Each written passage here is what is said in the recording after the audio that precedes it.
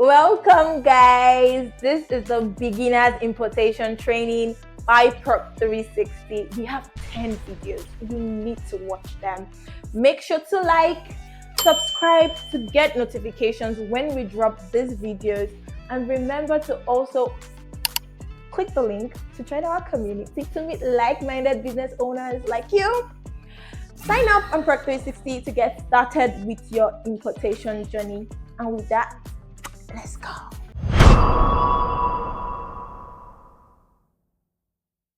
Today's training is on how to choose the right shipping method for your business.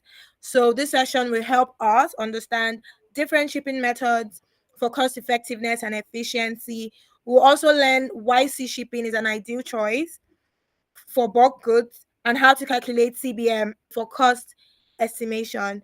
So choosing the right shipping method is like very crucial for our business, especially when we're dealing with this whole importation, logistics, and delivery.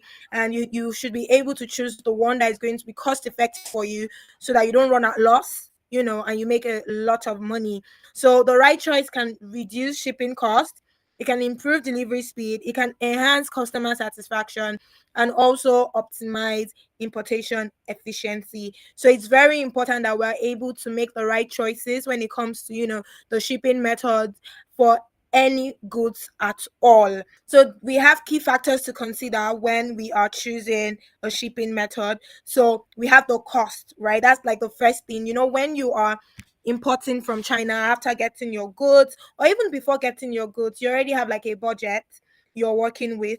It's very important for you to tailor in your shipping costs to your budget, because if you do not do that, that's when you now start running helter skelter, looking for money to pay your shipping fee, or even leave your goods at the warehouse for a very long period of time, right, before you go pick it up. It's very important for us to consider costs, the cost of shipping, whether it's by air, whether it's by sea, whether it's by by road, whatever thing at all. So it's also very important for us to consider speed. Do we want our goods to come in fast? Do we want it to, take its time, come at any time, we want? So you also need to consider speed. Depending on how urgent you need your goods, you need to consider that also. Then we have product type.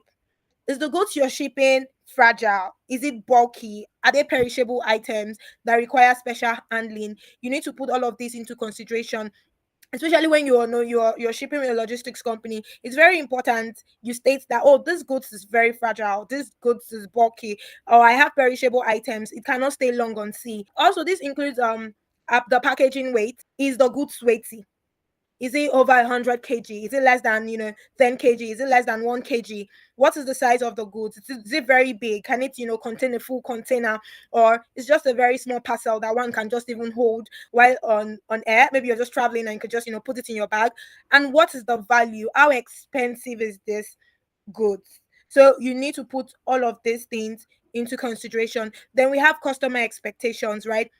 What do your customers want? Can they wait for a very long time before they receive their goods? So you need to put all the customer expectation into consideration. Will they be able to wait for you? Will they be able to wait for C? Or they want it like very urgently? Can they pay higher to get it shipped by air? So all of these things are the factors you need to put into considerations. So we have we have different shipping methods, right? And the common ones, we have air freight, sea freight, road freight, rail freight, courier services. Air freight and sea freight is the one that is very common to China importation, even air and sea together. Maybe at the point it gets to like it's shipped by sea, then after a while, when it stops at a particular location, they now need to transport it by air. So this is air and sea is like the most common ones for China importation. Then we have road shipping, right, where the goods are just transported by road, especially for short distances, not like long distances from one country to another or from one continent to another. It's not going to be very possible. So road shipping is just for like short distances, right? Maybe city to city, you can make use of the road.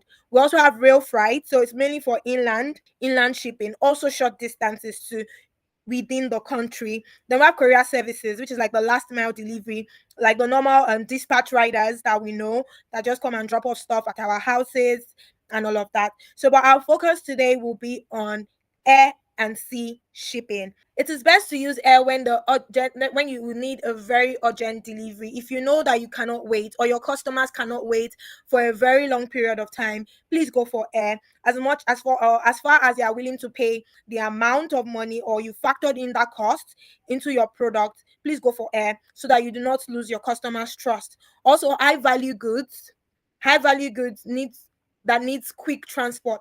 If you know that these items are very expensive and you cannot afford for it to stay long and you do not want anything to happen to it, on the way you're skeptical, you're scared, like, oh, please use air. All right, then perishable items that must be delivered fresh. You know how food, and especially when you know that these are items that have a very close expiry date, maybe when you buy the item, the expiring date is just within 6 months. If you're going for C, it's going to be like, oh, when my goods spend about 2 months on C, when it gets to me, 2 months already out of the expiring date, and you need to sell it out fast before 4 months elapses. So you need to also consider that when you want to, ship in your goods, perishable items must be delivered fresh. So with that, you have to pick air shipping.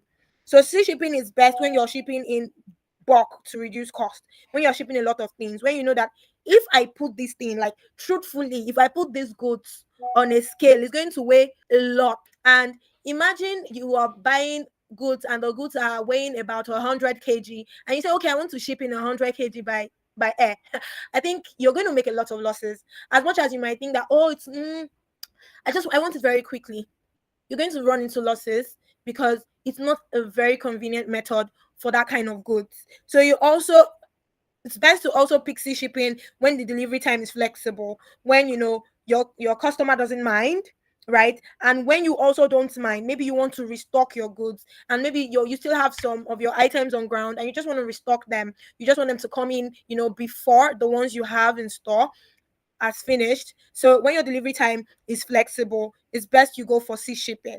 And also, like I said, heavy and large items, weighty products, large items like refrigerator, television, washing machine, big stuff. Even if it's not even all of those, heavy items, maybe you're buying shoes worth of 50 kg, shoes worth of 100 kg, depending on what you're buying, right? Once it's heavy and it's large, I will advise you to opt in for sea shipping. So your choice should depend on the urgency, budget, and the product type. How air and sea shipping works.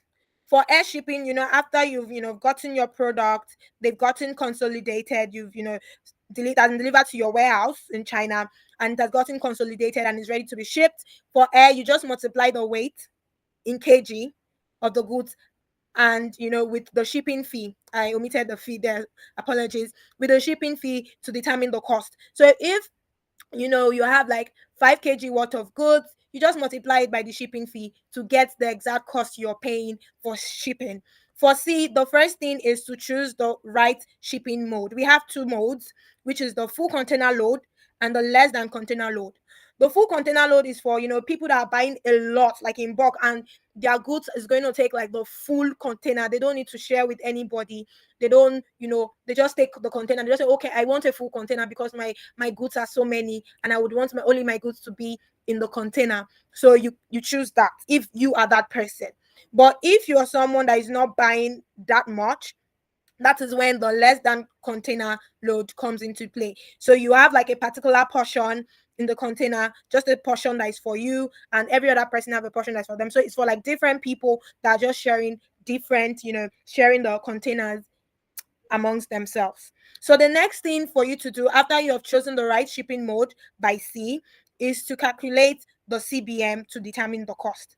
Calculate the cubic meter, because sea shipping has to do with volume and not weight. Air has to do with weight, the weight of the product, the weight of the goods, but sea shipping has to do with volume. So even if your goods is 100 kg, when it comes to sea, that does not matter at all. It's none of C's business. So it has to do with volume, and that is where the cubic meter comes to play, and that's how you determine the cost. So once you have been able to, calculate the CBM, you book and schedule for shipment. If you're using Prog 360, for example, once you have, you placed your order and your order has been purchased and has been consolidated, you'll be reached out to, right? Procter360 will notify you, oh, do you want your items to be shipped now? So once you're ready for your items to be shipped, you book for your shipment. Or if you bought by yourself, right, and you're sending it to Procter360 warehouse, book for check-in after your goods have been checked and you are ready to ship them out. You book and schedule for shipping, and you get to choose the particular shipping route that you want. So after you've booked for shipping, the goods now get like delivered to your country's warehouse, irrespective of where you are in Nigeria, in Ghana. It gets shipped there, or it can also be shipped to you directly. But before it is shipped to you, right, or before it is even delivered to the country's warehouse, you need to clear customs, that's custom clearance, and pay duties. That is if you are doing all of the thing by yourself. But with Procter360, you do not have to pay for your clearance or all those custom duties and the payments. Your fee is the fee, and every other thing has been incorporated into the fee. So we're going to now go into how to understand cubic meter in sea shipping. Like I said earlier, cubic meter is like the volume measurement used in sea shipping to calculate the space occupied by a cargo. It's just like maybe a room, and we divide the room into 10 parts. Each part is the cubic meter, is measured, like that's the volume measurement of that particular space. So the formula to calculate CBM is length times width times height. All right, which is 1 CBM is 1 meter. So we have to, like, 1 meter times 1 meter times 1 meter. That's what we give you 1 CBM. And it is important to note that whenever these calculations are being done, it is done in meters. So even if you use centimeters, because ideally 100 centimeter is equals to 1 meter. I'm using 100 centimeter because you can get a ruler at home, for instance, and maybe you are told by customer service that, oh, your goods is 1 CBM. To get an idea of what 1 CBM looks like, maybe you have a ruler at home, you can just do it yourself, right? Measure a carton or whatever thing you have at home. 100 centimeter times 100, that for the length, 100 centimeter for the width, 100 centimeter, and for the height, 100 centimeter. That's 1 meter times 1 meter times 1 meter. So this is a visual example of how the three dimension works. So if you look at the picture closely, you will see that the dimensions are written in centimeter. That is 74 centimeter, 63 centimeter, and 49 centimeter, right? So to calculate, we have to convert it to meter first, right? And I mentioned earlier that 100 centimeter is equals to 1 meter. So you will convert 74 centimeter to meters. Then we have 7.4 times 6.3 times 4.9 equals that. When you multiply all of this, right, you get 0.228438 CBM. If you approximate it, you're getting 0.2 CBM. The volumetric measurement of this particular goods is 0.2 CBM. It's not even up to 1 CBM. Let me show you quickly what 1 CBM worth of goods look like. So this is what 1 CBM looks like you know when you're looking at it like this. It's not looking so big, but it's actually very big, right? But this is what it looks like, 1 cubic meter. So when you measure here, you measure here, and you measure here, you are able to get the exact CBM for your goods. This is a real life example of a particular goods that has been consolidated and wants to be shipped by sea. So the total CBM for these goods is 0.8 CBM. That's after calculating the dimension and the space it's going to take in the container. It is 0.80 CBM. In weight, when we measured it on scale, it is 159 kg. That's a lot, a whole lot. So we're going to be doing like a cost comparison so that you can see how beneficial and how cost effective shipping by sea is. So if you're shipping by sea, we already have like 0.8 CBM multiplied by the shipping fee for 1 CBM, which is $360 for Nigerian shipping, right? So that's equals to $288 for these goods. But if you're shipping by sea, understand that shipping by sea is measured by weight. We have 159 kg, and 159 kg multiplied by $9.5, that's $1,510.5. That's a lot of money, right? And when you subtract it from each other, you see that we have been able to save $1,222.5. That's a whole lot of money for us, just throw away because we want to, ship by air. So we can see from this particular illustration that shipping by sea is actually very cost effective. It saves us more, and in turn, we are able to make a lot of money, make profit. I'm going to be comparing these two items. We have a teddy bear and a dumbbell. You might look at this teddy bear that, oh, it's so big, it's going to be weighty, but actually, the teddy bear is just big but light, right? This teddy bear can be shaped by air because it doesn't have a lot of weight. It's just big. If you even maybe after weighing it, can just be about 1 to 2 kg, 1 to 2 kg. But imagine this dumbbell, as small as it is, can even weigh about 10 kg. All right, it's compact, it's strength, it's small inside, but it's heavy. Okay, so even if it's this small, please, I advise you to ship by sea, because it's going to take a lot of money for you to bring in a very, very high weighty good to your country. So we have other things to consider when you're choosing the right method for your shipping. The first thing is the price versus the weight or volume. Is the price okay for you when you compare it with the weight, when you compare it with the volume? Are you willing to take that risk? If you're not willing to take the risk of shipping by air, please go for sea, right? Also, you need to consider packing and consolidation. It's very important that your goods are properly packed.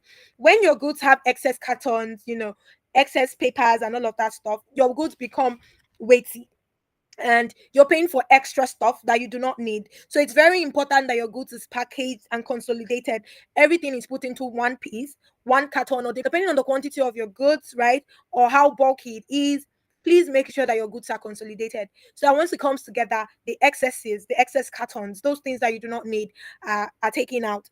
Then also, you need to consider customs and pay duties. Are you paying for custom by yourself? Please, it's very important for you to ask these questions so that you're not caught unawares. And when you've paid your shipping fee and the thing gets to like the airport or gets to the seaport, you are now called, hello, Nia, please, your goods is already at the airport, but you will need to pay for clearance. And you're surprised because you do not know that you're supposed to pay for it.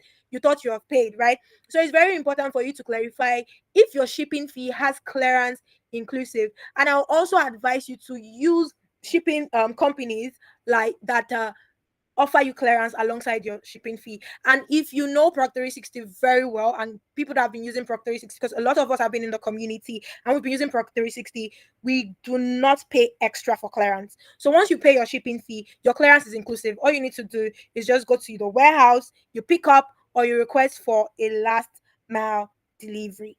Thank you so much, everyone, for joining us today. Bye, guys.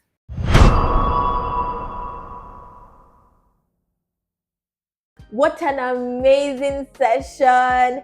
Make sure to like, subscribe to get up notifications.